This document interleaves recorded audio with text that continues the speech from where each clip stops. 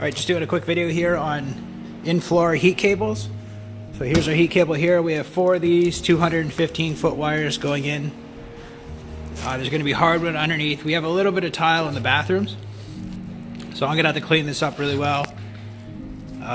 Sweep it, vacuum it, wash it, install our wires, and then we're going to pour a self-leveler over this. So here's the self-leveler. Now, one thing I wanted to talk about, so I'm starting in here.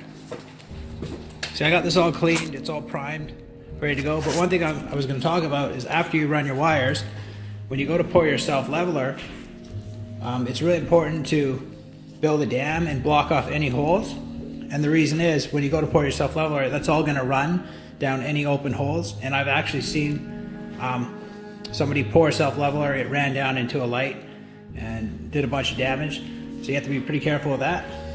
So as you can see, what I've been doing is I just go around the edges and I take some mortar I use for tile, I mix it to peanut butter consistency, and I just fill all the gaps. So that's an exterior wall, so that's all sealed off. I know it's not going to leak, but right here it'll probably leak. So I got this all ready for tile.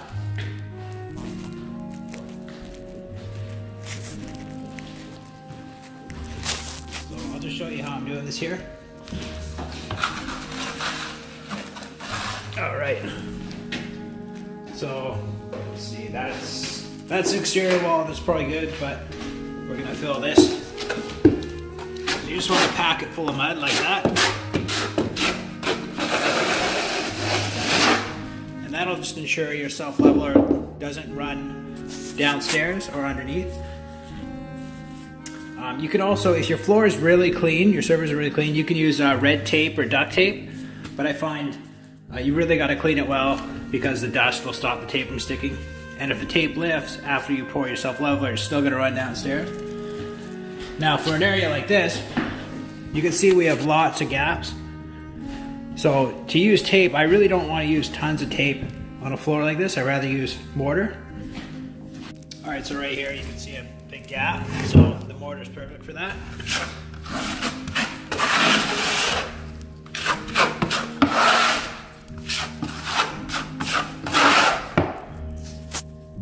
Keep in mind, I did primer on this already. This is all dry.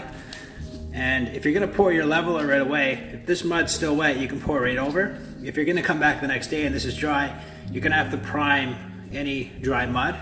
So just keep that in mind. All right, so I just wanna quickly talk about these heat wire systems you get. Now you can get a heat mat, but the problem with heat mats though is they come in a standard size. You can also measure out your floor, do a template, and they'll make you a proper heat mat, but that takes time. I think it costs more money, so these heat cable systems are great. You can run them however you want. So I'll just show you here. So for instance, in this bathroom, I can run the cables all around here. I can stop at the vanity. I can run 2 cables down the side of the toilet, so you get a nice heat down the side of your toilet if you're going to the bathroom.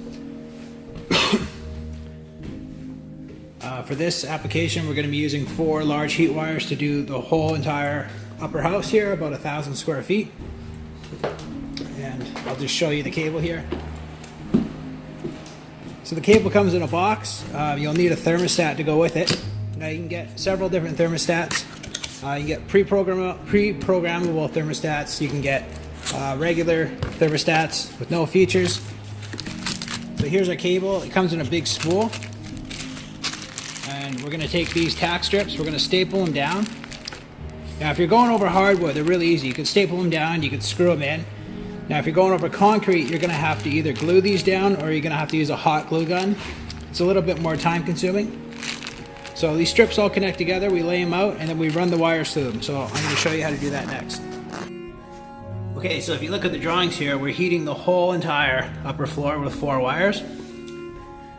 Now I have 4 215-foot wires, and for instance this room and this room equal 240 feet, but we're minusing the cabinets.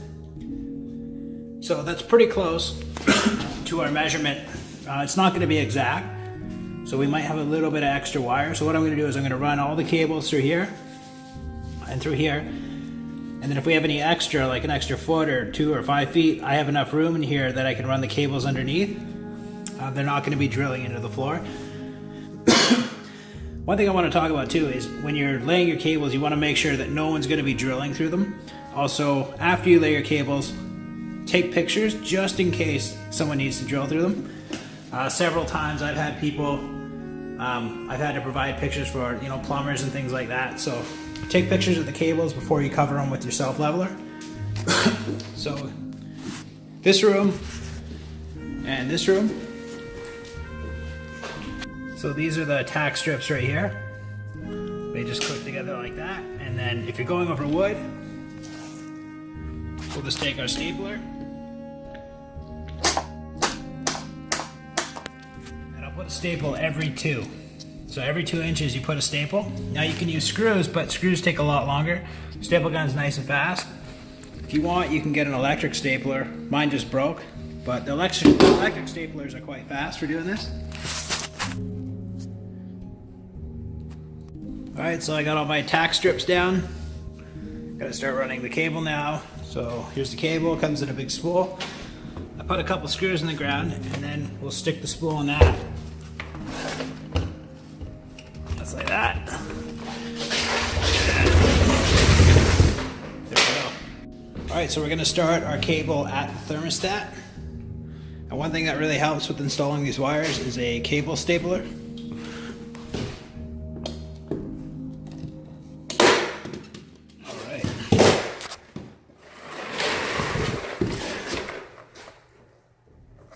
Alright, got all my wires installed, but one little trick that I'm going to do is take a cable stapler, and you can see I've stapled all these cables. So after you install your cables, this is what you're left with. But you'll find there's a little bit of slack in the middle. And you want to keep them as tight as possible. Not too tight, otherwise you'll pull the tack strips out. But keep them tight as possible so when you pour the leveler, these don't float up. So what I like to do is take my cable, pull it a little bit tight, and then put a staple in it, like this.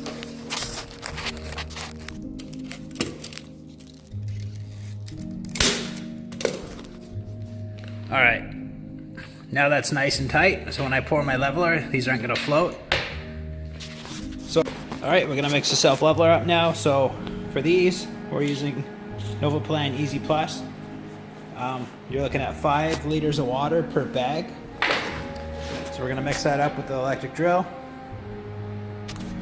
And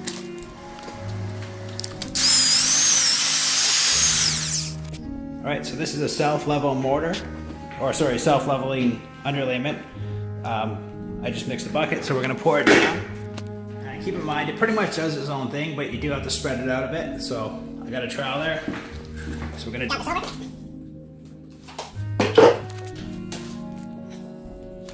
I just poured it out, so as you can see, I'm just going to take my trowel and just smooth it out.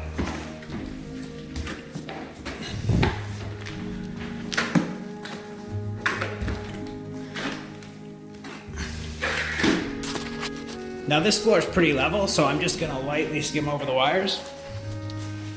And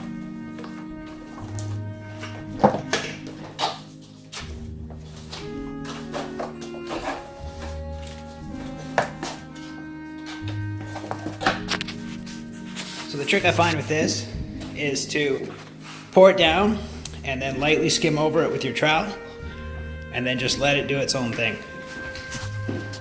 It doesn't have to be perfect, it'll sort of level itself. Alright, got the floor all poured.